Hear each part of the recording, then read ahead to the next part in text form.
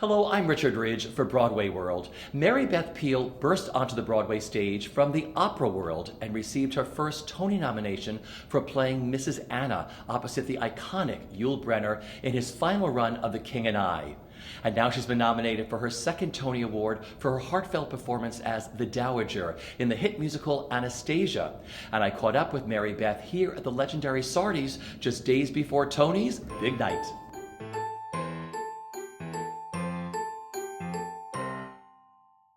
How excited are you? I mean, what an incredible season for you. We're sitting here at Sardi's, and right across the street is Anastasia at the Broadhurst. What is it like living in the beautiful world of Anastasia? I thought you were going to say, what is it like living in the beautiful world of Mary Beth? So, what's that like, too? Well, the beautiful, let's start with Anastasia. Yeah. It feels like the gods just decided to be really, really generous and give me a part that feels that I wouldn't go so far as to say predestined, but that I've been preparing for a long time. I'm a great fan of all things Russian, maybe not politically at this point in time, but music, literature, poetry, art, culture. I have been for so many years, and my bookshelves are filled with Russianalia. I love and, that. Yeah, Russianalia. And so I already came to the role knowing a great deal about that particular point in time, and also specifically the Romanov family. I didn't know that much about my character, about the Dowager Empress, who was Danish, but that made her even more interesting because she's not a character that a lot of people know about. I've seen pictures maybe, but so to be in that world on Broadway now at this point in my life is, I don't know a word for it. It's thrilling comes to mind. Yeah. To start with. Because you came from the world of opera. You and I had this conversation. Let's go back to your Broadway debut. Oh, let's do. 1985, Yes. Mrs. Anna opposite the iconic Yul Brynner Yes. in his final run of The King and I. Yes. But you and I had a conversation before. You literally didn't fit in the theater world, you thought, right away, right? Not at all. Yeah. I came after 20 years of doing opera to feel like I didn't really fit in the opera world. And I truly didn't know what to do about it because I was trained as that kind of a singer, and I was always told never do music theater because you might ruin your voice. And to make a long story short, I got cast as Mrs. Anna with Brynner, and I found myself in a world that I felt so comfortable in, and I learned so much from him. Yeah. About how to talk on stage, not just sing. And I kind of had to sort of untrain my particularly operatically trained voice to be more natural, more speech-like. That felt good. I just, it felt good to be in the world of music theater. I was no longer an ingenue, so I missed a whole lot of parts that I would have loved to have done. But I was at a point where there were very few music theater roles for a woman over 50. So I thought, I think I better take some acting classes, see if I can sneak in through the back door. And I studied with a wonderful, wonderful teacher, Michael Howard, who gave me the courage to make mistakes and be messy, whereas in the opera world you always were striving to be perfect. And little by little I found myself being cast in straight plays and then magically in film and television. So that now when the phone rings, I don't know who it's going to be. It must have been a master class working with Yul Brynner. Absolutely. He taught me the value of quiet, of stillness, the value of how to get a laugh, which is ridiculous, but there is a science to it. Yeah. And concentration and just dedication. I mean, he was dying. The last year, actually, almost almost the entire time I was working with him, he was dying, and he knew he was dying, and the world knew he was dying. The kind of concentration and commitment and faith that you're doing what you're meant to do, that he came to the stage with every night, carried to the stage. It was stunning. Yeah, because you have this beautiful stillness. I mean, when you watch your work in Anastasia, I mean, from the minute you walk on that stage, it's the perfect melding of actress and material. Oh, I agree. Yeah. I agree. And the fact that they dared, that Terrence and Stephen and Lynn and Darko dared to leave a book scene, a crucial book scene, as the 11th hour number instead of a big song or a big duet.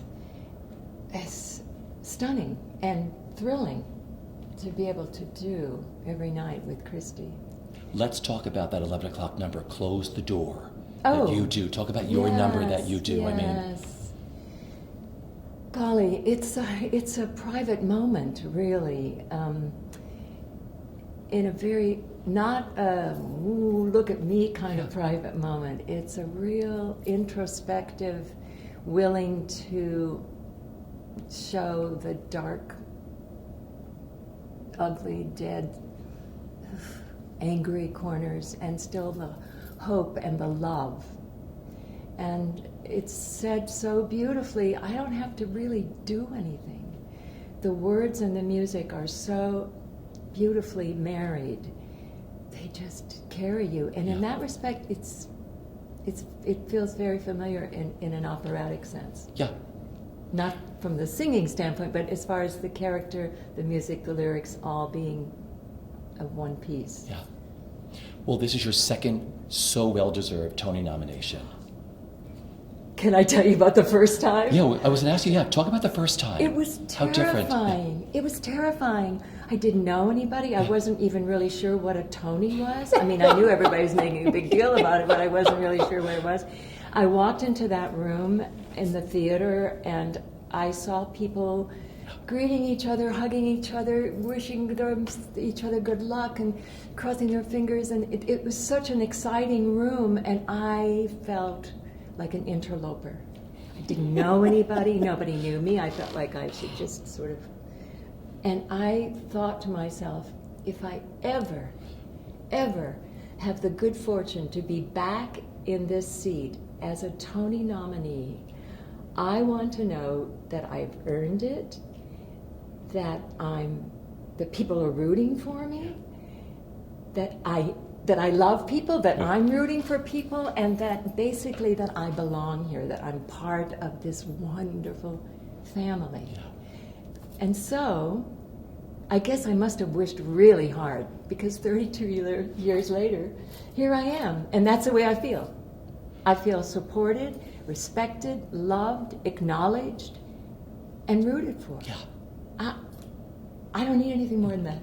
I really don't. Let's just I'm fine. Just leave it alone. What are you enjoying the most about the awards season? It's an exciting time. It's a busy time, right? Very exciting. Yeah. It's kind of a bittersweet time because, it's like sort of arbitrarily saying, well, this one's better than that one. That's not the way the theater family works. The theater family says, we're all in this together. We support each other. You may do better in this job because everybody else is helping you. Yeah. There should be a reward for that, an award for the supports that everyone gets. I've got a long list of my supports. But it's thrilling because the audiences have an added little, I don't know, it's like the Oscars, you know, everybody gets a little more interested. I guess that's what's fun about it. Audiences love your show. Oh my gosh, do they ever? I feel like sometimes, is this a football? Is this a Super Bowl or Totally. a rock concert? What? It's sometimes, the ovation at the end is sometimes literally decibel living. I go to the movies and I put cotton in my ears because the sound is so, literally you think, oh, I forgot my earplugs, I should have, It's consistent. It's consistent. And it's not just young people. I see people my age in the audience. it's generational. It's about love and family and connecting, finding your chosen family, finding your blood family. Yeah. You talked about support, which is a very big thing. Growing up, was there a mentor or a teacher who really got you? Yes. My mother, Yeah. who insisted that I take voice lessons when I got a solo in high school, and she said, I think she was embarrassed for herself. She thought I would be embarrassed, which would then reflect on her. Yeah. But she said, you must take voice lessons. And she found a voice teacher for me, Ethel Waterman in Davenport, Iowa, who to this day is the best teacher for me, Yeah. who understood me as a person, as what my voice was, what it wanted to be, and taught me also, was an example of a woman who had a family, who had a career, and was a brilliant mentor, teacher. So yeah, I was lucky. At 15, I was sort of rescued. Yeah, that's beautiful. Yeah. Finally, if you could sum up the best part of the experience of being a part of Anastasia, that beautiful show, what's it for you, Mary Beth? I think the best part is knowing that this kind of a show, this kind of music, this kind of story is still, is still being written. Yeah. It's a kind of a throwback. It's a kind of Rodgers and Hammerstein, the classic what makes American musicals. Yeah. Why people have loved American musicals and why they imitate them. The Japanese, the Brits, the Russians, the Chinese, why they all want to do American musicals comes from that heritage of beautiful music, beautiful story, married together, that the story comes out of the music and the music comes out of the story, and the actors have to do everything. Yeah. They sing, they act, they dance, and that's what I love about Anastasia. Dancing there.